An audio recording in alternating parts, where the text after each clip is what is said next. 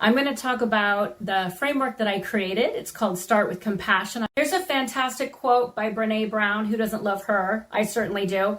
She said, "I define connection as the energy that exists between people when they feel seen, heard, and valued, when they can give and receive without judgment, and when they derive sustenance and strength from the relationship."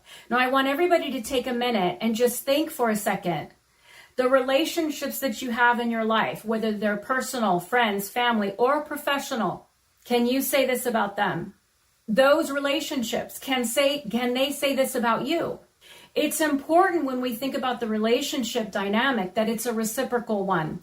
Any relationship that there isn't a healthy reciprocity, it's not sustainable. And this is why I love to say how you show up matters. When we think about being connected, that's the C. From a foundational perspective in the framework, it's important to understand that we are all connected. When one person is in pain or struggling, we're feeling it, whether we're aware of it or not. Think about your groups of people, right? Your friends, your family, your coworkers. When one of you is feeling off, when one of you is in pain or struggling, you can feel that, right? That's that connectedness that I'm talking about. Open-minded, understanding that your path looks different than my path. And guess what? That's okay.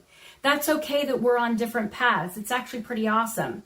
And when we do remain open to different experiences and perspectives, we can have a more compassionate mindset. Moments, that's the M in compassion. We can all make a conscious decision at any moment of how we want to show up. And when you think of the doors that have opened for you in your life, when you think of the best innovative breakthrough moments, were you in a good mood or a bad mood? Did you show up your best self or your worst self? Right? This is why I love to say how you show up matters. And so life is made up of a series of moments. People, companies, departments, they're at point A. They want to get to point C. What you do and how you do it. What you say and how you say it, that's B. That's what B looks like. And B, how you show up, how you act, what you say and how you say it, directly determines where you hit your target C. Are you going to fall short? Are you going to even exceed it? Right? And that's why you're going to hear from me again, how you show up matters. Patience and perspective. Being patient. So sometimes we find ourselves in the midst of conflict, right? Conflict within ourselves, conflict with others. And if we can just take a pause, take a breath, listen to what they're saying. When we talk about awareness and acceptance, it's really being aware of your own emotions and really thinking deeply of the root cause. I like to talk about being triggered, right? Listen, we've all lived a life. There are things that have happened, and sometimes someone innocently can be saying something and it triggers us. I call it getting hooked. Okay, somebody just triggered us. Now we're hooked. It's not about them. It's not about them. They're just innocently going along their life.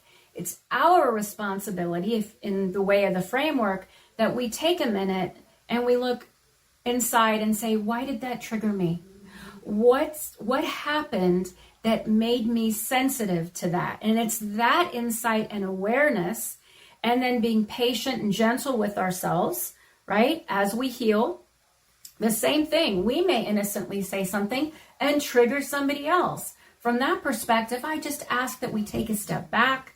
Now, when we show up like this, we can create more trusting and authentic interactions. And when we think about a healthy dynamic, when we think about an environment that has a healthy culture, this is what we want. We want authentic, trusting interactions. That's not accidental. That's intentional actions.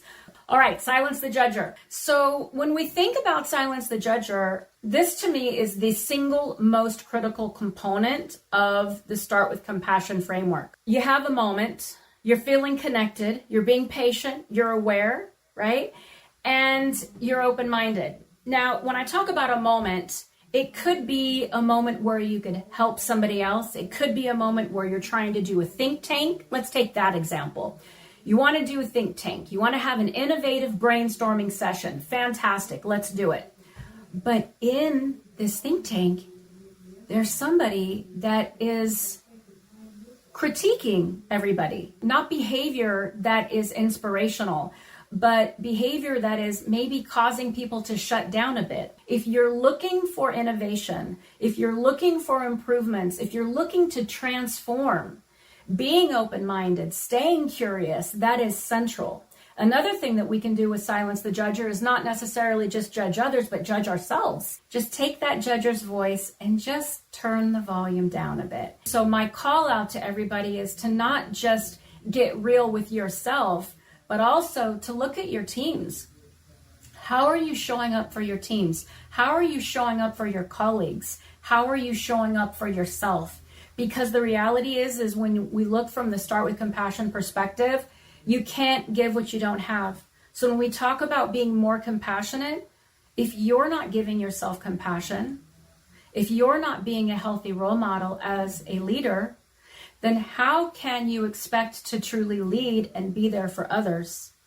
Whether we realize it or not, our teams are watching us. Our colleagues are watching us, right? And so again, it's important to give to the organization, absolutely, but there has to be a balance, and we have to be giving to ourselves as well. So once you silence the judger, right, you've got all this magic going on, what can happen is when you're in that moment is you're feeling stimulated. Again, we go back to this think tank, okay? Or maybe you find yourself at an opportunity where you're like, wow, I could really make a difference in somebody else's life. That feeling stimulates us, okay? We get excited about it. That excitement turns into interest. That interest turns into feeling invested. And now that we're invested, let's get intentional, right? Because good stuff doesn't happen unless we get intentional about it. So let's say you've gotten interested, you've gotten invested, you've gotten intentional, you've done the work, you've had this amazing moment. Well, what happens is dopamine and oxytocin are firing off in your brain. These are mood boosters. It's actually called the helper's high. And this is where the onward and upward comes from. Because imagine if we're living this life where on a regular basis, we're starting with compassion. We're doing compassionate actions for ourselves and for others. Wow, imagine having these mood boosts. What would your life look like? And that's why Compassion Framework ends with new heights and horizons, because your attitude really does determine your altitude. All right, everybody, that's all I've got for you today. Hope to see you on my social media platforms. Hope you sign up on my website for the Start with Compassion newsletter. Thanks, everybody. Bye.